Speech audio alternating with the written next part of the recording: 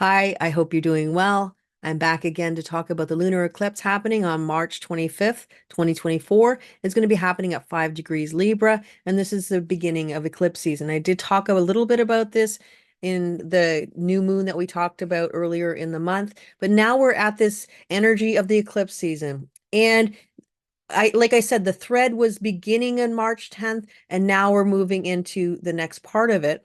And this is where we have this connection with the way things are and the way things could be. We have this connection or this alternative view of the logical energy as opposed to the creative or mutative energy where we're moving into something new. Uranus has been traveling in a lot of mutative energy, and it's been going through the Great Gate 23 for a good period of time. It went through some of it in 2023 and 2024, and in June, Uranus is going to be moving into the Gate 8. So it's like you move from the conceptualizing of all the energy of what it means to be you, what it means to be an individual, what mutation means. And you can almost look at it as more of an impersonal approach to the mutative energy or to individual energy. And now we're moving into the personal expression of this energy. So this is where we're moving into the future. What's happening with this lunar eclipse is that we're getting this idea that something new is there. Like you feel it. I know something's happening. I know something's just around the corner. I can't quite see it, but I know change is coming. And then you have other people who say, oh no, everything's great the way it is. We don't need to change anything. We can have the same old leaders that we've always had. We can have the same structures that are falling apart like we always had. We can have everything and it will all be just great. So we know that that's not true. And when we come to logical energy, we have the gate 18. And this is where right now we're having the lunar eclipse. With the moon and the earth in the gate 18 line too, this is saying, okay, things are finished. There are some things that are beyond repair. And it's like if you have a wine glass and it shatters, there's no way you can put it back together again. It will never be exactly the same. Or there's certain things you can do repairs on and will kind of look okay. It won't always be, of course, the same as it used to be. It won't be perfect, but yet it will be something that's usable. But when you come to the gate 18 line 2, it's saying, no, no, we're done. This doesn't work anymore. We have to get rid of it. And yet there's this clinging on to it, that, type of energy that says, no, I don't want to get rid of it because change is scary and things can happen that I may not know what's going to happen. But that's the nature of mutation. And this is where we're going into this really mutative energy that we're moving into. And how that works, we won't know because there will be some mutations that will grow and expand and become part of the collective, while others will fade away.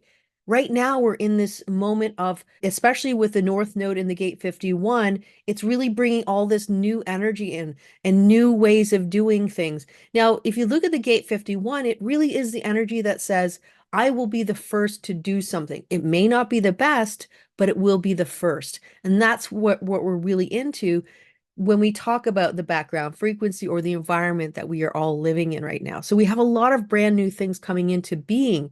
Will they be in play a year, 2 years, 10 years from now? We don't know, but there will be some things that will be. And that's what the energy is all about. So if you're putting something out into the world, this is a time to be the first to do it. And this is where we will be looking at, oh, you're the first to do this. Right now it's a big AI craze, and you have a lot of different companies saying, well, we can do this, we can do that. And some are doing it well, and some are not doing it well. We see over time how things can shift and energy is going to one thing and less to the other thing. And this is sort of what we're looking at in this type of energy going forward, especially for this lunar eclipse.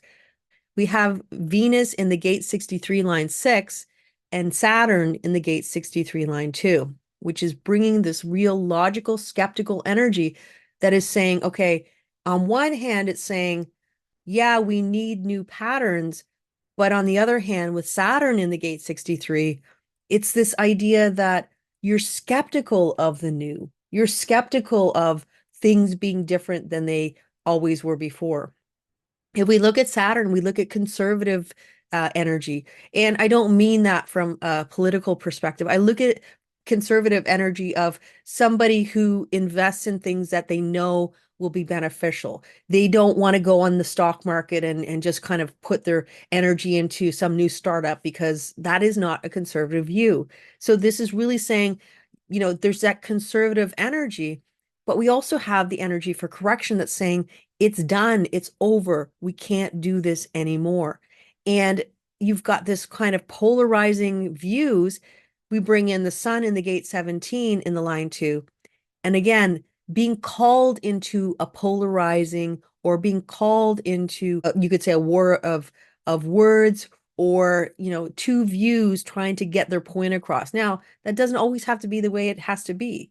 You can always get your point across. You can have opposing views and have a wonderful debate and wonderful conversation with people. And yet, in the world we live in today, it is like, I like it or I don't like it. It's a like dislike culture, as opposed to seeing that there are so many nuances to every opinion that people have. And some are well formed and some aren't. And I think that that's the key, is to agree to disagree. And if it's something that you just really don't want to hear about, that's different. But it is an opportunity when we have the gate 17, as an energy that is quite expansive right now. It is an opportunity to see something from a different point of view, to see somebody's perspective of why they think something, and kind of explore it.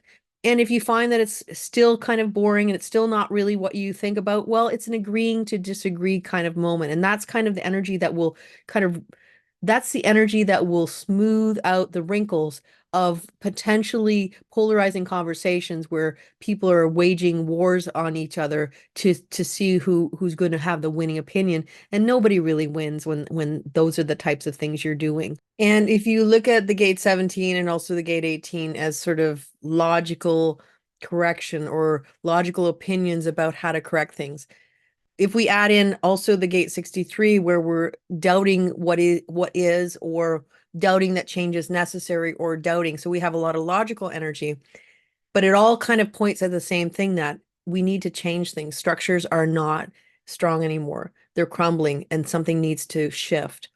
We add into the mix that we have Mercury in the gate 42 line 4. And this is the thread that I see that is pulled between this particular eclipse, the next eclipse that we have, the next eclipse, the lunar eclipse that we have on April 8th, and then also right into the full moon that's going to happen on April 23rd.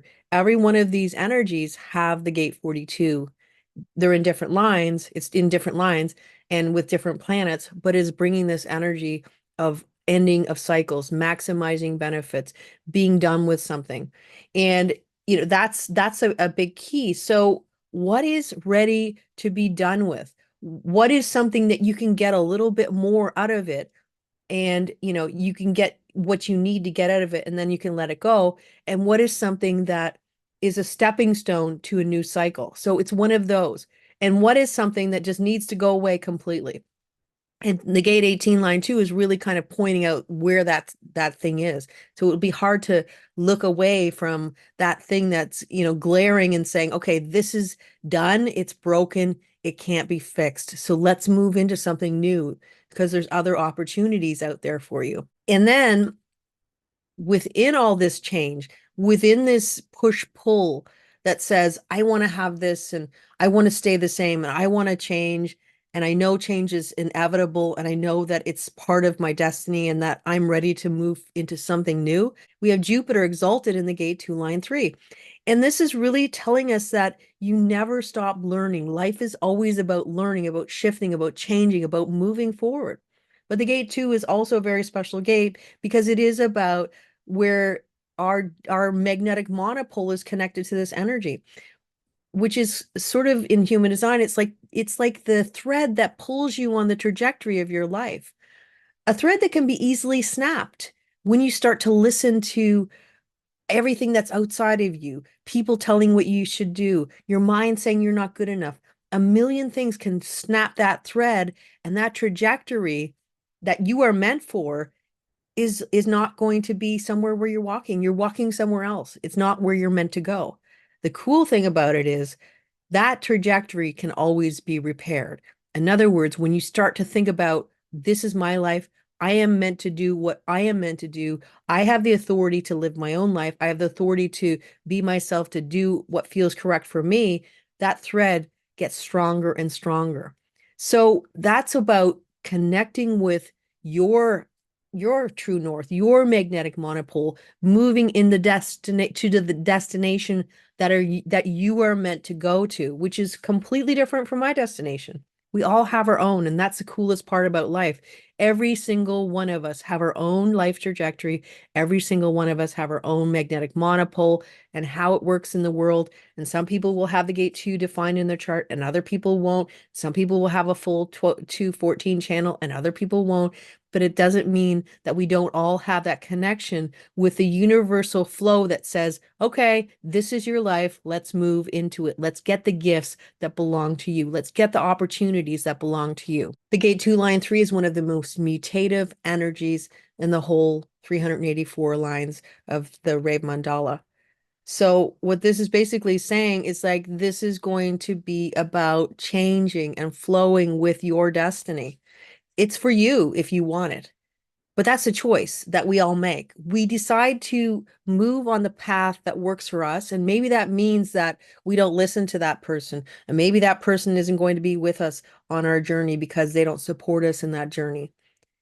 And those are the choices we make because we know deep down inside that this is your life and this is where you're meant to walk. And that's where this energy of Jupiter is saying, if you want to come, I'll take you. It's your choice. So this is about deciding what is correct for you, where you want to go, what destiny is yours to have. And remember, mutative energy will not give you the whole map. It's only going to give you a little piece, and it's going to say, trust me, let's keep moving together. And the next moment you take another step, trust me, we'll move together. And it's just continuing to move forward. You don't get much of a view ahead. You only get what you need in the moment to move you forward. And that's when you're in your flow. When you know that you're going to be guided by the universe, by whatever higher power you connect to. When you know that, then you're on your trajectory. You're on the way to your destiny, your life purpose, or wherever you feel that you know you're meant to go at some point in your life. And if we didn't have enough opinions and corrective energy with the gate 17 and gate 18, we also have Mars in the gate 55 line 2, which is kind of an interesting line. It's called distrust. And basically what this is giving this it's almost like the skepticism of the gate 63, but from a mutative perspective. This can be about gossip. It can be about people talking about other people. It can be about people talking about you, of which much of it probably isn't true. So it could be a time where there's a lot of gossip, a lot of people chit-chatting about silly stuff that doesn't really matter, that doesn't reflect who you are. And you may not want people talking about you, or you might hear something about yourself and say, yo, that's not true at all. But alternatively, this is a time where if you are going to go to battle with people who are saying things that are not necessarily true about you, it might have a bit of a blowback. So it's better just to retreat from that energy. Don't talk about, don't even entertain people who are talking trash. That's what it is. It's really like being above that energy of talking trash, being above the energy of gossiping, being above the energy of anybody who wants to pull you back, who wants to tell you you are this, that, or the other thing, and you know that's not true. So this is about walking ahead and ignoring that foolish talk in the background and kind of saying, okay, you can say what you will, but I know the truth. And really, ultimately, that's all that really matters. With Mars there, it could be sharp, acerbic, and it could be to the point where people are saying things that are just not true. Only way to deal with it in this particular instance for this energy, with this energy in play, 55 line 2, distrust, is to just be above it, to walk away, to not even try to kind of engage with anybody. Again, when you look at the gate 17 with the opinions being, very strong and everybody having their own way of seeing the world, it's almost impossible to get through that kind of block that some people can have. You know, I only believe what I believe, and doesn't matter what you say, I will never be open to what you say. it is better to wait until the energy settles. And when it has, then you can, if you feel you need to say something about it, you can, but it doesn't necessarily even need to be on your bandwidth if you don't want it to be. There was an old saying by Wayne Dyer, but I'm not even sure if it was his, but he used to say, what are other people think of you is not your business. And I think that's one of the best things to think about, because ultimately, if you feel like you're doing what you're meant to do and you're living your truth, it really doesn't matter what other people say. Although we put too much emphasis on that, it really, in the long scheme of things, who's living your life? Who makes the decisions for your life? You do. And it doesn't matter what people say or do. It is your life to live, and you walk your truth. And the one last thing I would talk about with Mars in the Gate 55 is the idea of honoring your moods, much like we had with the March 10th new moon. It is really about honoring your moods, and to not go out if you don't feel like going out, and to stay home if it feels like the right thing to do. Because if you're out there trying to socialize and you really don't feel it, people will be able to see that. And that's another way that it can cause distrust, because the way you are acting is not necessarily a good match for the way you're really feeling. So it's about matching how you feel with how you are in the world. So ultimately, it's about being true to you, walking your truth, and not conforming to what anybody says you should be. And when you do, that's when you find the destiny that's for you. Jupiter's ready to embrace you and to take you where you need to go. You just have to say yes, and that's your choice. So I hope you have an amazing eclipse. And until next time, take care and bye for now.